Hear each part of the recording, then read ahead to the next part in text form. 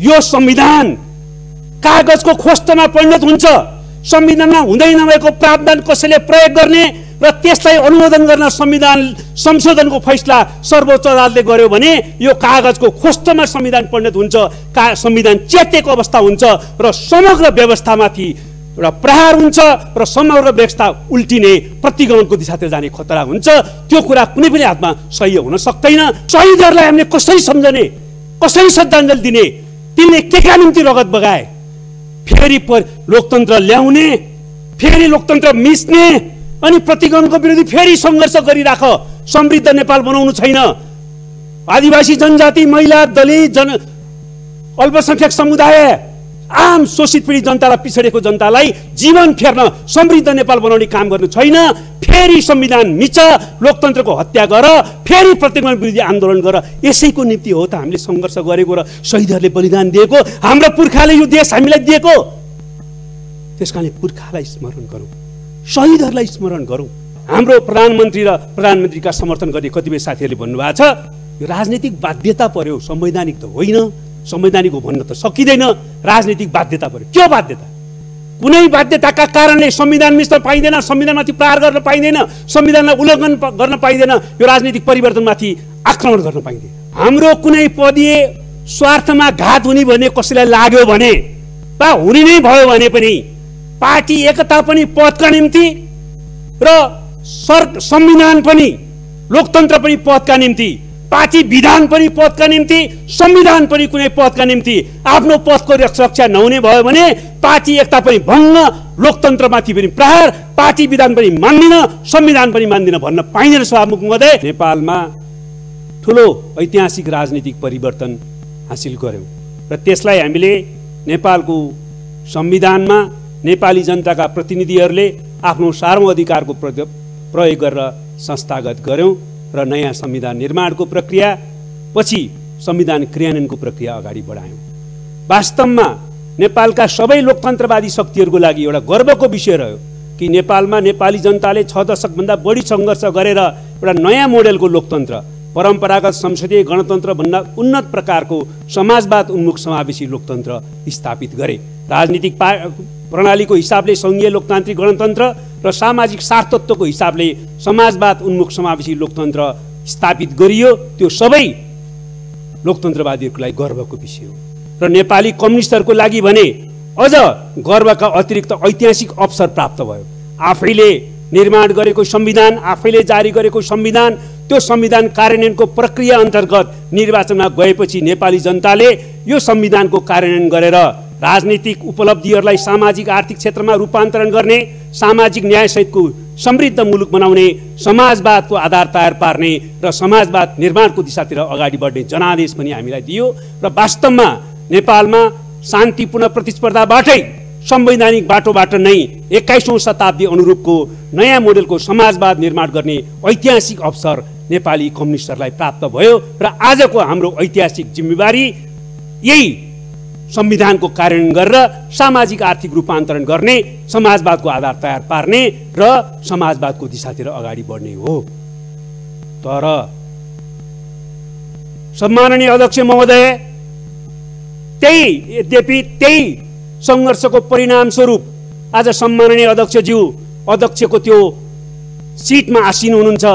म आज यहाँ राष्ट्रिय सभाको यो गरिमामय अधिवेशन बैठकमा बोल्ने अवसरबाट युक्त छु र हामी बोलिराखेका छौँ।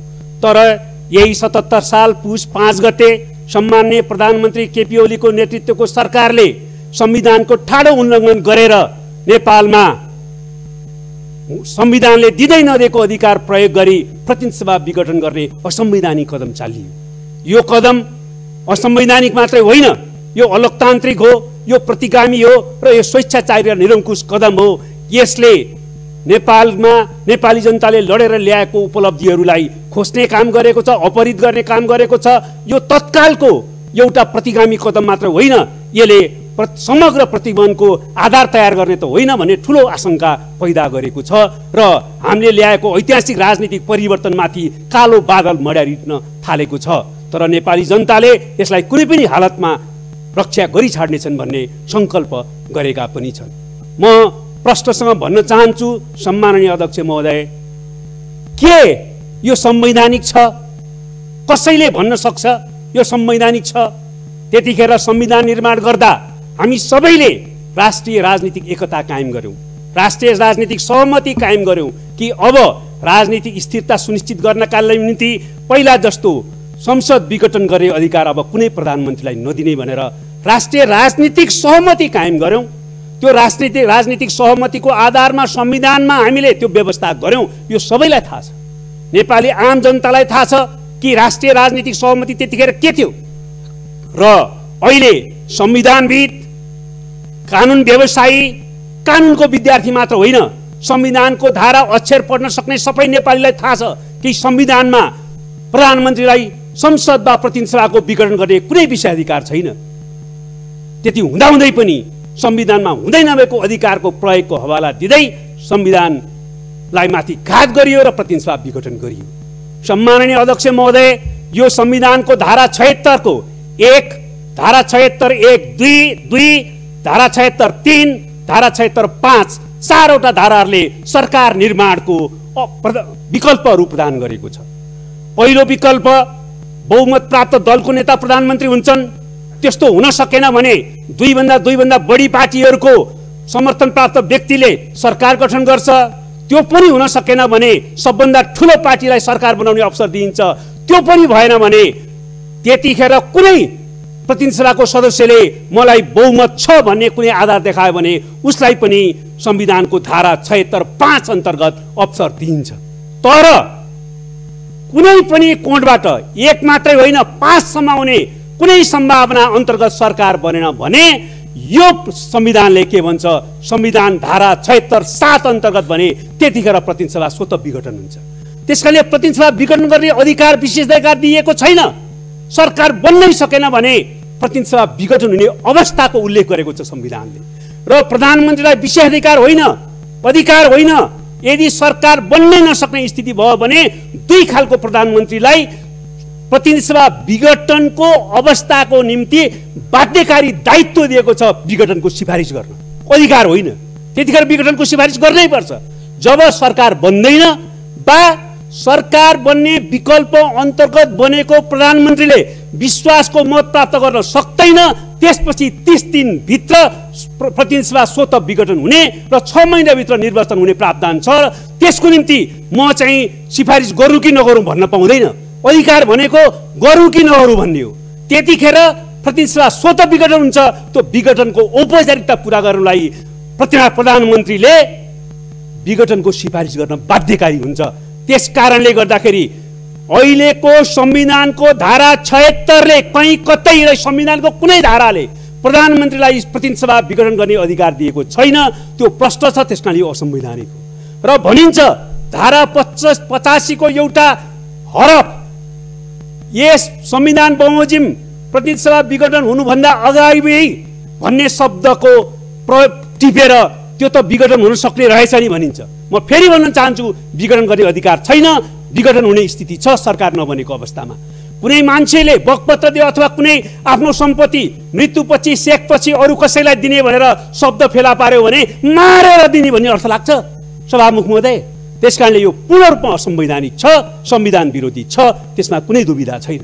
अब अर्को पक्ष पनि आएको छ, यो संवैधानिक त कसैले भन्न सकेका छैन।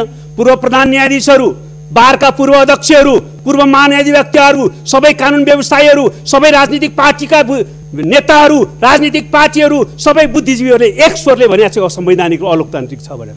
तर हाम्रो प्रधानमन्त्री र प्रधानमन्त्रीका समर्थन गर्ने कतिपय साथीहरूले भन्नुभएको छ यो राजनीतिक बाध्यता पर्यो, संवैधानिक त होइन, संवैधानिक हो भन्न त सकिँदैन, राजनीतिक बाध्यता पर्यो। के बाध्यता? कुनै बाध्यताका कारणले संविधान मिच्न पाइँदैन, संविधानमाथि प्रहार गर्न पाइँदैन, संविधानलाई उल्लङ्घन गर्न पाइँदैन, यो राजनीतिक परिवर्तनमाथि आक्रमण गर्न पाइँदैन। अब रह्यो हाम्रो पार्टीभित्रकै अवस्थाको कुरा गर्ने हो भने यो सम्मानित सदनसम्म पार्टीभित्रको धेरै कुरा गर्न चाहन्न। तर पार्टीलाई विधि पद्धतिमा सञ्चालन गर्न, सक्रिय बनाउन र पार्टीको मार्गदर्शनमा सरकार चलाउन र सरकारलाई जनमुखी बनाएर समृद्धिको लक्ष्य पूरा गर्न पार्टीमा निश्चय पनि छलफल भएका थिए। पार्टी एकतालाई कायम गर्न, सरकारलाई जनमुखी बनाउन र जनादेशलाई पूरा गर्नका निम्ति के कसरी अगाडि बढ्नुपर्छ भनेर हाम्रो पार्टीमा निश्चित रूपमा छलफल भएको थियो। त्यो छलफलको आधारमा हामी अगाडि बढ्ने प्रयत्न गरिराखेका थियौँ। हाम्रो पार्टीमा 2 प्रस्तावहरू प्रस्तुत भएका थिए पार्टीको सङ्कट र निवारण सम्बन्धमा। त्यसमाथि छलफल हुँदै थियो। छलफलले कुनै निष्कर्ष निकालेको थिएन अनि त्यतिखेर चाहिँ त्यसको आधारमा कुनै निष्कर्ष निकाल्ने र संविधान मिच्न पाइन्छ, संविधान अपहरण गर्न पाइन्छ, पाइँदैन। पहिलो कुरो, कुनै राजनीतिक पार्टीको आन्तरिक मामलाको कारणले नेपाली जनताले सङ्घर्ष गरेर ल्याएको संविधानको हत्या गर्न, प्रहार गर्न पाइँदैन। 2, हाम्रै पार्टीको कुरा गर्ने हो भने निष्कर्ष निकालिसकेको थिएन। पार्टीमा छलफल हुँदै थियो, स्थायी कमिटीको बैठक बसिराखेको थियो, केन्द्रीय कमिटीको बैठक चाहिँ बस्नेवाला थियो र त्यसले कुनै प्रकारको व्यक्तिको स्वार्थ अनुकूल निर्णय नगर्ने भनेर लाग्दैमा संविधानमाथि प्रहार गर्न पाइँदैन सम्माननीय अध्यक्ष महोदय। त्यसकारण यो कोणबाट पनि बेठिक छ। त्यसै जहाँसम्म सर्वोच्च अदालतको प्रश्न छ, यो सम्मानित सर्वोच्च अदालतमा अहिले विचाराधीन छ। संविधान अन्तर्गत सर्वोच्च अदालतले निर्णय गर्ने हो। शक्ति पृथकीकरणको सिद्धान्त अन्तर्गत संविधानले निश्चित जिम्मेवारीहरू संवैधानिक अङ्गलाई दिएको छ। संवैधानिक अङ्गहरूको भूमिकाप्रति, स्वच्छ उनीहरूको काम कारबाहीप्रति, स्वतन्त्र भूमिकाप्रति हामी विश्वस्त छौँ।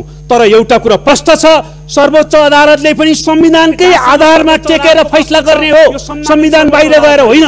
सर्वोच्च अदालतलाई हाम्रो संविधानले यो मात्रै विषयमा गर्यो भने यो संविधान कागजको खोस्टमा परिणत हुन्छ। संविधानमा हुँदै नभएको प्रावधान कसैले प्रयोग गर्ने र त्यसलाई अनुमोदन गर्न संविधान संशोधनको फैसला सर्वोच्च अदालतले गर्यो भने यो कागजको खोस्टमा संविधान परिणत हुन्छ, संविधान च्यातिएको अवस्था हुन्छ र समग्र व्यवस्थामाथि एउटा प्रहार हुन्छ र समग्र व्यवस्था उल्टिने, प्रतिगमनको दिशातिर जाने खतरा हुन्छ। त्यो कुरा कुनै पनि हातमा सही हुन सक्दैन। त्यसैले संविधान सम्मत ढङ्गले अदालतले फैसला गर्नुपर्छ, गर्नेछ भन्ने कुरा हामी विश्वस्त छौँ। जहाँसम्म सम्माननीय अध्यक्षज्यू अहिलेको परिस्थितिको कुरा छ, सम्माननीय प्रधानमन्त्रीज्यूलाई पनि त्यत्रो लोकतन्त्रको सङ्घर्ष गर्नुभयो, उहाँ जेल बस्नुभयो।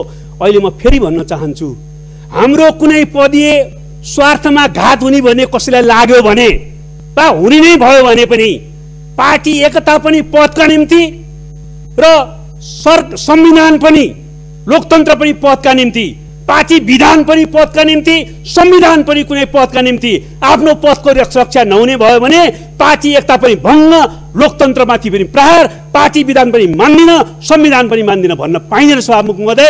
त्यसै कारणले म विनम्रतापूर्वक अनुरोध गर्न चाहन्छु, अहिले पनि अवसर छ त्यो संवैधानिक घोषणाप्रति आत्मालोचना गर्दै अब प्रतिनिधि सभा सुचारू होस् भन्ने दिशातिर प्रधानमन्त्रीज्यू पनि आयो भने एउटा नयाँ एउटा सिलसिला सुरु हुन्छ, संविधानलाई ट्र्याकमा राखिन्छ, लोकतन्त्रको रक्षा गरिन्छ। त्यति मात्रै होइन, एकीकृत नेपाली कम्युनिस्ट आन्दोलनलाई अगाडि बढाउने, हाम्रो पार्टी एकतालाई फेरि एकताबद्ध गरेर अगाडि बढाउने सम्भावना पनि पैदा हुन्छ। त्यसको निम्ति पनि म अनुरोध गर्न चाहन्छु। र अन्तमा सम्माननीय अध्यक्ष महोदय, हामीले यतिखेर हाम्रा पुर्खाहरूलाई सम्झौँ। यति सुन्दर देश दियो, सबै उपनिवेश हुँदा पनि यो महादेशमा हाम्रो देशलाई स्वतन्त्र बनाएर राख्नुभयो हाम्रा पुर्खाहरूले।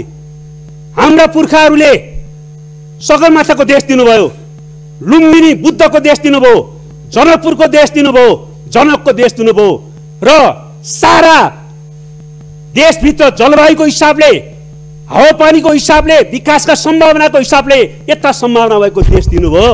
र अहिले हामीले त्यो सम्भावनालाई साकार पार्नको निम्ति समृद्ध नेपाल बनाउनु निम्ति लोकतन्त्रको निम्ति लड्यौँ र लोकतान्त्रिक नेपालको स्थापना गर्यौँ। अब हामीले त्यो लोकतन्त्रको रक्षा गरेर, लोकतन्त्रलाई अझ विकास गरेर, संविधानका कमी कमजोरलाई अझ परिमार्जन गरेर, हामीले सामाजिक आर्थिक रूपान्तरण गरेर समृद्ध नेपाल बनाएर शिक्षा, स्वास्थ्य, रोजगारी, खाद्यान्न, आवास सबै मौलिक अधिकारको ग्यारेन्टी गरेर आम जनतालाई परिवर्तनको अनुभूति आफै पोल्टामा प्राप्त गर्ने स्थिति सिर्जना गरेर समृद्ध नेपाल र समाजवादी नेपाल बनाउनु हो। त्यो हाम्रो पुर्खाको स्मृति गरेर हामीले कसरी सामना गर्न सक्छौँ? के भनेर सामना गर्न सक्छौँ? शहीदहरूलाई हामीले कसरी सम्झने, कसरी श्रद्धाञ्जली दिने? तिनले केका निम्ति रगत बगाए? फेरि लोकतन्त्र ल्याउने, फेरि लोकतन्त्र मिच्ने अनि प्रतिगमनको विरोधी फेरि सङ्घर्ष गरिराख। समृद्ध नेपाल बनाउनु छैन। आदिवासी जनजाति, महिला, दलित, अल्पसंख्यक समुदाय, आम शोषित पीडित जनतालाई, पिछडेको जनतालाई जीवन फेर्न समृद्ध नेपाल बनाउने काम गर्नु छैन। फेरि संविधान मिच, लोकतन्त्रको हत्या गर, फेरि प्रतिगमन विरोधी आन्दोलन गर। यसैको निम्ति हो त हामीले सङ्घर्ष गरेको र शहीदहरूले बलिदान दिएको, हाम्रो पुर्खाले यो देश हामीलाई दिएको। त्यसकारणले पुर्खालाई स्मरण गरौँ, शहीदहरूलाई स्मरण गरौँ। उनीहरूलाई श्रद्धाञ्जली दिँदै राखेर सोचौँ हामी सबैले आत्मालोचक पनि हौँ। कुनै एउटा व्यक्तिलाई मात्रै पनि म भन्दिनँ, राजनीतिक पार्टीहरू, राजनीतिक नेताहरू, हामी सबै आत्मालोचक हौँ। हामीले के गरिराखेका छौँ? हामी सबैका कमी कमजोरीप्रति पनि हामी आत्मालोचक हौँ। यो नयाँ नेपाल बनाऊँ, त्यसको निम्ति हामी अगाडि बढौँ। तर एकातिर सधैँ प्रतिगमन हुने र प्रतिगमन लडिरहने, जनताको जीवन बर्बाद हुने, जनजीविकाको समस्या त्यस्तै भइरहने, 40 लाख नेपाली श्रमिकहरू विदेशमा बसिरहनु पर्ने, रगत पसिना विदेशी भूमिमा सुहाइरहनु पर्ने र नेपालको राजनीति चाहिँ राजनीति फेरि सत्ताको फोरी खेल हो भन्ने स्थिति बनिरहने हो त। त्यसैले प्रतिगमन होइन, लोकतन्त्रको विकास गरौँ, समृद्ध नेपाल बनाऊँ। राजनीति फोहोर खेल होइन, राजनीतिलाई सफा गरौँ। विचार, सिद्धान्त, राजनीति, नीतिज्ञता, मूल्यको आधारमा अगाडि बढौँ। त्यसको निम्ति म सबैलाई अपिल गर्दै बिदा हुन्छु। धन्यवाद।